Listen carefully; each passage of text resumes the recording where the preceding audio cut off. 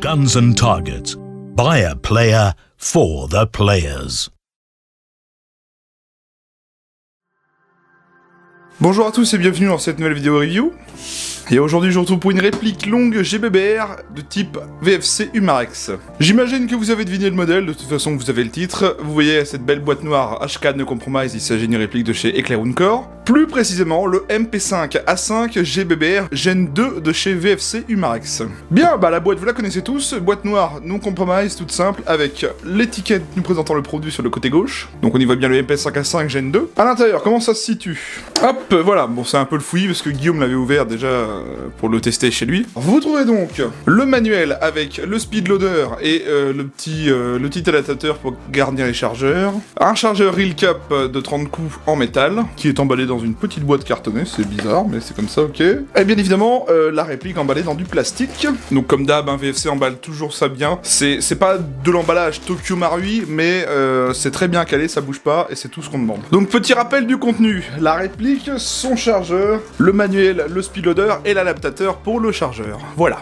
Et voici donc la réplique du jour, le MP5A5 Gen 2 GBBR VFC Humarex. Je vous le pose là et je vous parle de l'arme réelle. Le HK MP5 est un pistolet mitrailleur produit par la firme allemande Eclair Core. Développé à partir de 1964 sous la désignation HK54, il est adopté par la police douane allemande en 1966 sous le nom de MP5. Un grand nombre de services de police et d'unités spéciales ont suivi l'exemple par la suite. Le MP5 a connu un grand nombre de versions et reste en production encore aujourd'hui. Cette arme est aussi utilisée dans de nombreux pays pour équiper les forces de police. Conçu comme une version miniature du HK G3, il fonctionne avec un mécanisme de retardement de l'action par verrouillage par galet initialement développé pendant la Seconde Guerre mondiale pour le fusil d'assaut STG-45 et que l'on retrouve sur un grand nombre d'armes produites par Eclair Core après-guerre. À l'époque, dans sa conception et avant son adoption par la Bundeswehr sous le nom de MP5, l'arme est dénommée dans la nomenclature Eclair Core comme le HK54. Le chiffre 5 se rapportant alors à la signature de pistolet mitrailleur et le chiffre 4 de son calibre 9x19 mm. Le MP5 a été initialement produit en 3 versions, le MP5A1 sans crosse, le MP5A2 avec une crosse fixe et le MP5A3 doté d'une crosse télescopique. Le MP5A1 est particulièrement rare et le MP5A3 est sans doute le plus répandu.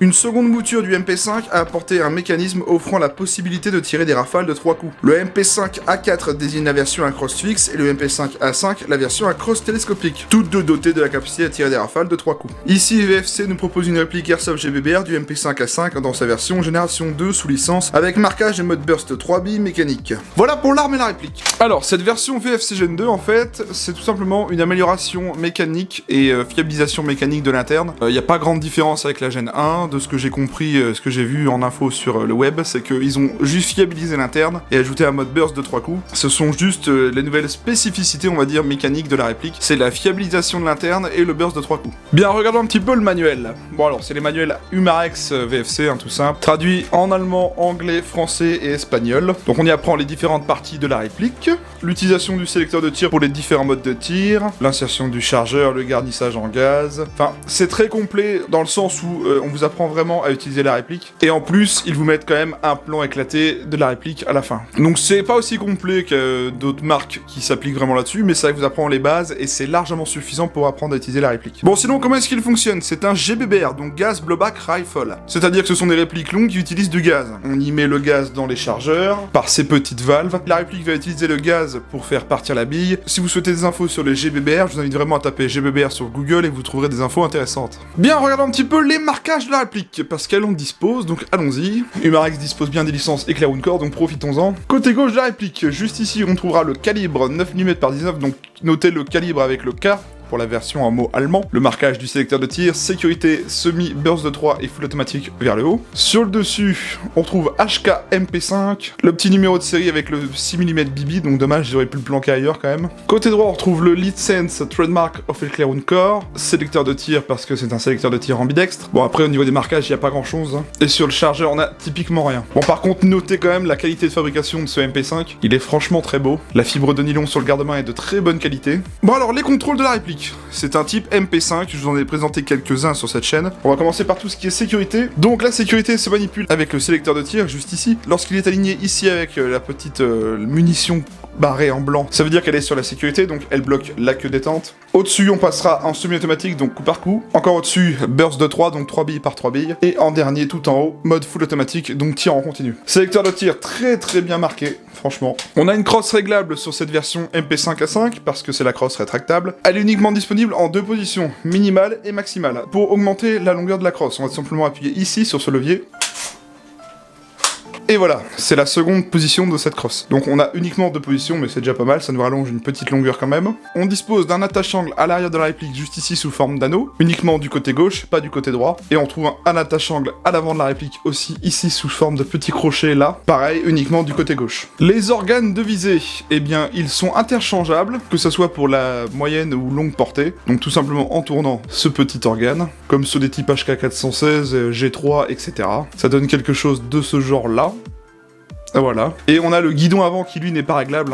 Sur cette version A5, on dispose d'un cache-flamme en étoile. Donc c'est ce petit cache-flamme où on pourra y mettre tout simplement les adaptateurs QD pour les silencieux. Donc on pourra les clipser et les tourner pour bloquer le verrouillage du silencieux. Ce sont de très bons adaptateurs, je trouve. Le levier d'armement est fonctionnel et il est très important sur cette réplique parce que c'est lui qui va aller armer votre réplique. Tout simplement ce levier-là, vous connaissez. Donc on peut le bloquer en arrière pour bloquer la trappe ici, l'ouverture là. Et évidemment on pourra faire le HK slap. Donc faut pas taper dessus comme un bœuf parce que j'ai vu que c'était une pièce qui avait tendance à casser quand même sur les générations 2. Ne tapez pas dessus comme un bœuf, sinon vous allez vite regretter. Pour éjecter le chargeur sur cette réplique, c'est tout simplement avec ce petit ergot là, qui dépasse aussi bien du côté gauche que droit, donc c'est ambidextre. On le tire tout simplement, hop, comme ceci, un peu comme sur un type AK. Ou alors vous avez tout simplement le petit bouton éjectoire du côté droit, mais c'est pas vraiment pratique. Même moi qui a des longs doigts, j'arrive pas à aller le choper facilement. Il faut que je fasse un effort considérable pour aller le chercher, voilà. Moi personnellement, j'utilise ce petit levier. Et voilà pour les contrôles standard de la réplique, Voilà, c'est du MP5, c'est tout simple, il n'y a rien de compliqué. Alors, pour son réglage up, sur cette réplique, ça va, il y a un petit peu de démontage à faire, mais pas du démontage mécanique, je m'explique. Le réglage up va aller se faire sous le garde-main à l'avant. Donc pour ce faire, il faut qu'on enlève le garde-main. Donc, c'est hyper simple, on a juste une goupille à retirer. C'est cette goupille qui se situe ici, à l'avant, là, au niveau de mon pouce. Sur cette réplique, mine de rien, j'ai beau l'avoir démontée plusieurs fois, la goupille est hyper chiante à enlever. Donc, je vous conseille d'avoir sur vous un petit chasse-goupille avec un tout petit marteau pour éjecter cette goupille. Bon, vous m'excuserez, j'avais pas de marteau sous la main, donc j'ai pris ça. Ça fera très bien l'affaire. Hop. Ensuite, on pourra retirer la goupille. Et à partir de ce moment-là, on va tout simplement aller éjecter le garde-main. Donc, on tire l'avant vers soi en premier. Et on tire tout simplement comme ceci, voilà. Et ici, au niveau du canon, là, vous voyez qu'on a une espèce de petite roue crantée. C'est tout simplement ici qu'on va aller régler le hop-up. C'est cette petite roue crantée qu'on va tourner d'un sens ou de l'autre pour aller régler le hop-up. Donc en soi, ça se fait plutôt bien. On a juste le garde-main à retirer et vous avez accès au réglage hop-up. Donc ce qui est plutôt un bon point pour cette réplique, c'est que vous pouvez régler le hop-up sans avoir à démonter la partie mécanique. Vous pouvez juste ouvrir le garde-main, tirer et faire vos réglages hop-up en même temps. Donc ça, c'est plutôt bien. Alors au niveau démontage et entretien de cette réplique, alors c'est pas compliqué, vous allez voir, ça se fait quand même plutôt bien. Ça rappelle un petit peu le HK G3 que j'avais présenté il y a quasiment un an, enfin il y a même un an maintenant. Faut juste retirer des goupilles, donc je vais vous montrer ça tout de suite. Donc première étape, on va aller enlever le chargeur. Hop, on va aller éjecter la goupille, ici et ici. Voilà. Donc une fois les goupilles retirées, c'est pas compliqué, on va aller éjecter la crosse en premier. On tire tout simplement comme ceci, hop, on sort tout le bloc de crosse. Et pour la partie queue de détente, moi ce que je fais c'est que je la prends comme ça et je la tire vers moi. Tout simplement comme ceci. Donc là on a la partie marteau et sélecteur de tir, vous voyez, toute la mécanique interne. Pour sortir l'élément mobile, eh bien c'est pas compliqué, on va aller enlever cette partie-là, voilà, on tire dessus, elle vient toute seule. Là on a notre élément mobile. Vous voyez, c'est pas un démontage forcément compliqué, au contraire. Et puis bah voilà, vous avez démonté la réplique. Donc on lubrifie bien le nozzle, on graisse avec la graisse qu'il faut sur les parties mouvantes. Et puis bah après, on refait tout dans le sens inverse, on remet le bloc élément mobile, on remet la partie queue de détente, on remet le bloc de crosse, et puis on va les remettre les goupilles, C'est très très simple, vous avez vu, il y a juste 2 goupilles à retirer et à désassembler 2 éléments. Donc vous voyez, ça se fait plutôt bien, j'ai vu bien pire en termes de démontage. C'est assez rapide quand même, donc c'est pas compliqué du tout. Bon, sinon au niveau du test de tir à vide, alors cette réplique ne dispose pas de ball catch fonctionnel, en tout cas, c'est-à-dire que c'est pas comme un M4 où vous pouvez maintenir l'arrêteur de culasse pour le tirer à vide par exemple. Ce que je vais faire, c'est que grâce à la magie du montage, je vais vous inclure une séquence où je suis en train de tirer tout simplement dehors avec pour vous montrer un petit peu la réactivité de la queue de détente. Voilà. J'ai un tout petit débattement, d'ici à là, d'ici à là. Là j'ai une résistance, c'est juste après j'ai le tir.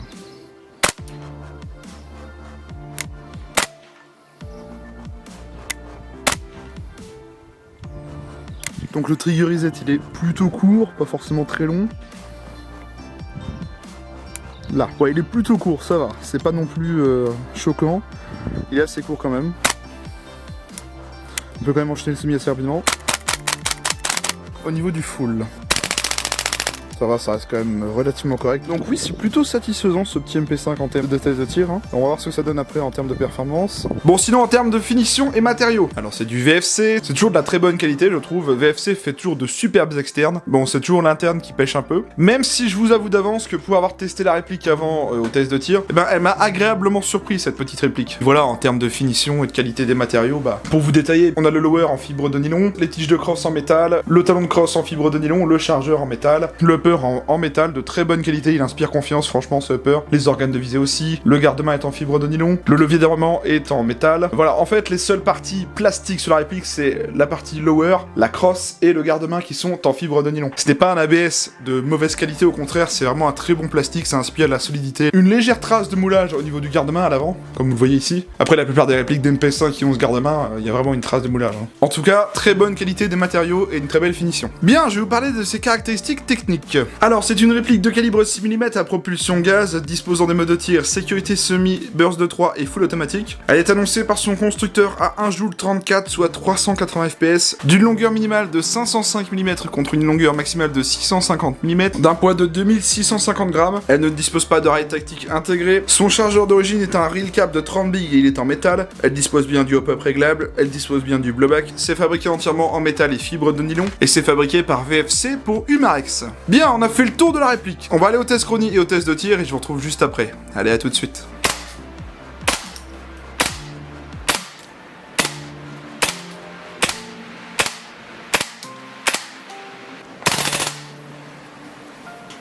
À peu près 15 billes secondes, donc ça va. Test de tir du MP5 à 5 GBB RVFC.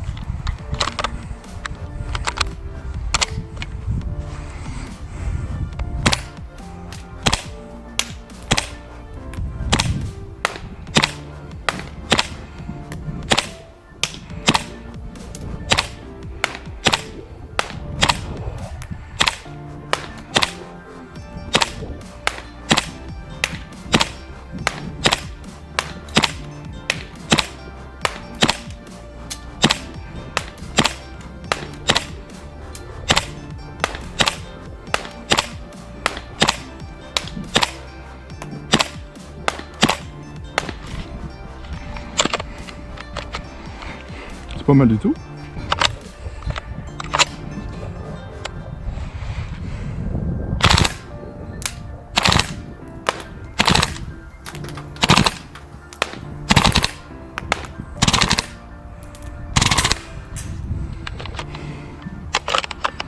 Bon, comme la plupart des répliques à gaz en hiver, le full et le GBBR, ça ne fait jamais bon ménage. Bon, je vais la laisser reposer un peu, on va essayer de lui faire un chargeur complet, voir sa cadence. Je vais laisser réchauffer un peu parce que là, elle est complètement gelée au niveau de l'intérieur. Essayons de lui faire un chargeur en full.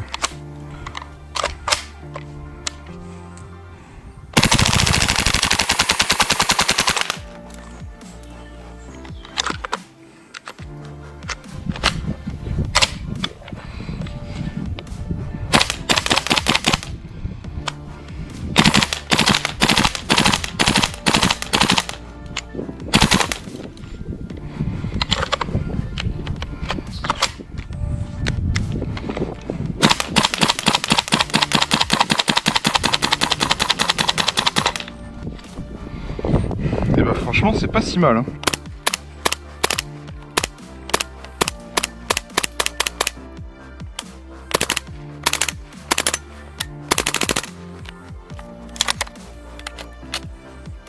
Bien, je ressors du test de tir. Alors, que vous dire sur cette réplique? Eh bien écoutez, comme je vous l'ai dit tout à l'heure, elle m'a vraiment agréablement surpris. Le hop-up fonctionne plutôt bien, je n'ai pas été embêté, les réglages se font assez rapidement, ils sont plutôt précis dans le sens où vous avez quand même beaucoup de crans de réglage. Le hop-up fait bien son boulot, à une trentaine de mètres, on n'a aucun problème à toucher sa cible. En termes de résistance au froid, c'est là que j'ai été agréablement surpris, chez moi il fait actuellement 10 degrés, une dizaine de degrés, pas plus. Pour vous dire, même à la fin du test, vous avez vu, j'ai essayé de l'enchaîner pas mal de fois en semi, histoire de voir si le cooldown commençait à apparaître. Et bien très légèrement, c'est tout. Le chargeur n'était pas plus froid que ça. En fait, depuis un petit moment, j'ai eu le même cas avec le Glock 17 Gen 5 VFC. Je trouve qu'ils ont fait un gros effort au niveau de la résistance au froid, et je pense que ça se remarque. Moi voilà, m'a agréablement surpris cette réplique, dans le sens où bien j'ai pas été emmerdé. Lorsque j'ai fait mes 3 tests de tir à 10, 20 et 30 mètres et que j'ai voulu faire du full après avoir enchaîné ces 3 là, évidemment le full a été un peu plus compliqué parce que le chargeur avait déjà un peu refroidi. Quelques heures plus tard, je l'avais laissé reposer et j'avais repris en fin de journée pour refaire le test de tir, vous avez vu, bah elle était bien repartie. Après je pense que c'est une réplique, si vous avez plusieurs chargeurs et que vous tirez pas trop en full dans la journée, vous allez vous amuser quand même avec. En soi, en termes des perfs d'origine,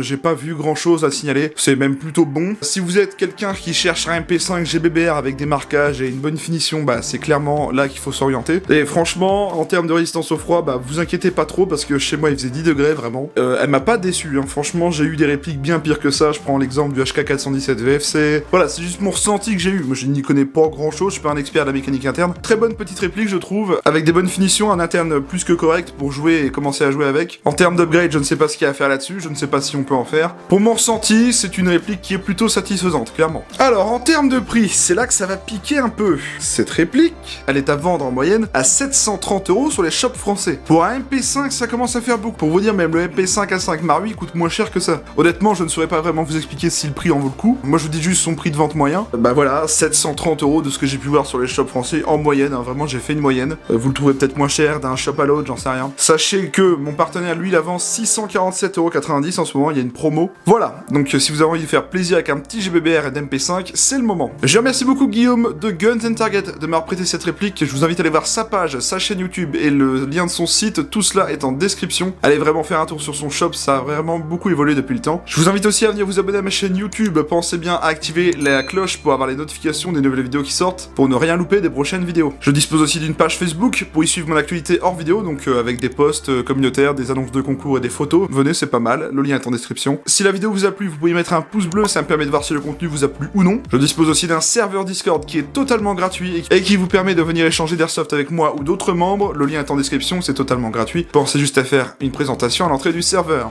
On arrive donc à la fin de cette vidéo, j'espère qu'elle vous aura plu. Je vous souhaite à tous un très bon week-end, je vous retrouve mardi soir pour la prochaine review. D'ici là, portez-vous bien, profitez bien, et salut à tous!